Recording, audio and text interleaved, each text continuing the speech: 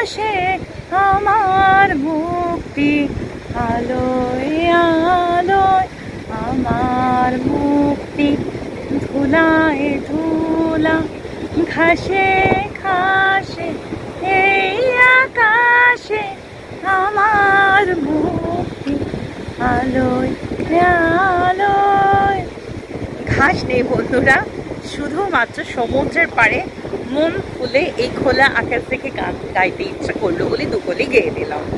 আশা করি তোমাদের খারাপ লাগলো না।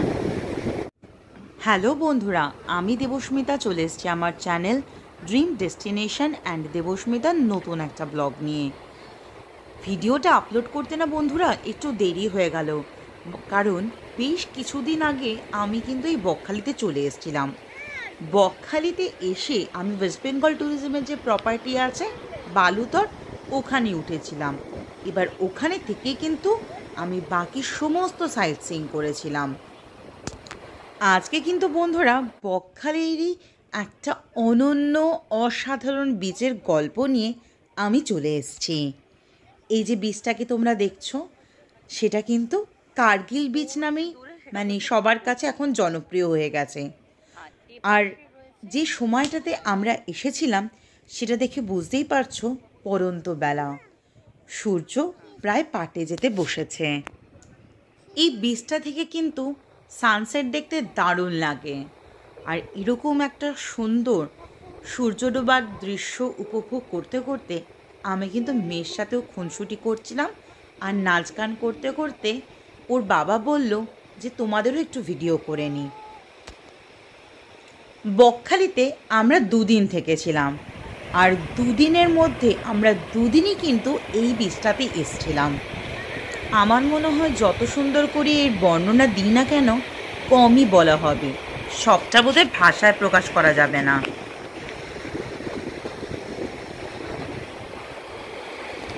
বন্ধুরা, এই মুহূর্তে আমি দাঁড়িয়ে রয়েছি বকখালির কার্গিল বিচে।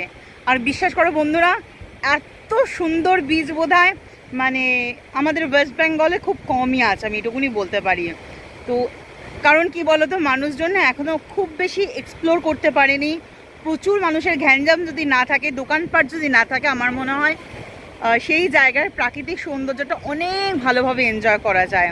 তো আমরা রয়েছি পশ্চিমবঙ্গ ট্যুরিজমের বালুতট প্রপার্টিতে। ওখান থেকে জাস্ট 5 মিনিটস গাড়িতে লাগলো, কোনো অসুবিধা নেই। অনেকেই আমি দেখেছি ভিডিওতে এর আগে বলেছেন প্রচণ্ড অফরোডিং, রাস্তা খারাপ, আসা যায় না, সরু রাস্তা, একটু কেয়ারফুললি আসতে হবে, বাট কোনো অসুবিধা নেই, সেফ। কোনো মানে সিকিউরিটি নিয়ে আপনাদের ভাবতে হবে না। আমি নিজে এসে দেখে সে জিনিসটা আপনাদের সাথে শেয়ার করলাম। আর সেভাবেই প্ল্যান করবেন। বকখালিতে যদি একদিনের ট্যুরে আসেন তাহলে কিভাবে করবেন, আর যদি দুদিনের ট্যুরে আসেন তাহলে বলবো যে প্রথম দিন এসেই বকখালি বিচে যাওয়ার আগে কার্গিল বিচে চলে আসুন। কারণ বকখালি বিচটা না সেভাবে বিচ হিসেবে এনজয় করা যায় না, সমুদ্র অনেক দূরে থাকে।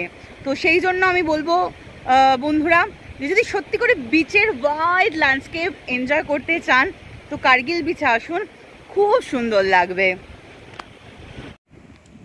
এই যে বীচটা কার্গিল বীচ নামে পরিচিত, তার পেছনে কিন্তু একটা মজার গল্প আছে। আগে আসলে এটা নারায়ণী বীচ বলেই পরিচিত ছিল, কিন্তু স্থানীয় মানুষরা বললেন যে হঠাৎ করেই কিছু টোটো চালকরা না জেনেই এই বীচটাকে কার্গিল বীচ বলে আখ্যা দিয়ে দেন। তো কি বলবো, কার্গিল নামটা তো এমনিতেই ক্যাচি নাম, সেই থেকে কিন্তু এই বীচটা কার্গিল বীচ নামে পরিচিত হয়ে গেল। আর এই যে দেখছো বোল্ডারগুলো, এই বোল্ডারের জায়গাটা কিন্তু ইনস্টাগ্রামেবল, ফটো তোলা, ভিডিও তোলার দারুণ জায়গা। যেই আসে না কেন সেই ছবি তোলে। সাগর কিনারে দিল ये पुकारे, तू जो नहीं तो मेरा कोई नहीं है, ओ सागर किनारे। বিচের সৌন্দর্যে আমি এতটাই মুগ্ধ হয়ে গেছিলাম বন্ধুরা, যে মাঝে মাঝেই গান গেয়ে উঠছিলাম আর মেয়ের সাথে নিজের মতো করে খুনসুটি করা, খেলা করা সব কিছুতেই মেতে উঠেছিলাম। আর সেগুলো কিন্তু আমরা ভিডিও করতেও ভুলিনি। যখন ওর বাবার সাথে খেলছিল, আমি দেখো কীরকমভাবে ভিডিও করে নিয়েছিলাম। আবার আমি যখন গান গাইছিলাম, তখনও হয়তো নিজের মতো করেই তোমাদের সাথে সেই অভিজ্ঞতাটা শেয়ার করছিলাম। বীজটা যেমন খুবই চওড়া আর প্রশস্ত ছিল, তার সাথে সাথে কিন্তু এতটাই পরিষ্কার পরিচ্ছন্ন, ওই যে বললাম যে খুব বেশি জনসমাগম তো হয়নি। আমরা মানুষরা যেখানেই যাই নিজেদের স্বার্থে কিন্তু অনেক জায়গাকেই নোংরা করে ফেলি। তাই যেখানে মানুষের পদচিহ্ন খুব বেশি পড়েনি, সেটা তো অবভিয়াসলি ক্লিন থাকবেই।